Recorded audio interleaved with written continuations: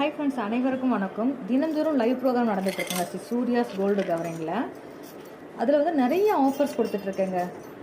அந்த ஆஃபர்ஸ் எல்லாம் நீங்கள் எலிஜிபிள் ஆகணும் அப்படின்னா ஒன்று லைவ் ப்ரோக்ராம் அட்டன் பண்ணுங்க, இல்லை அப்படின்னா லைவ் ப்ரோக்ராம் வீடியோ சேவில் தாங்க இருக்கும்.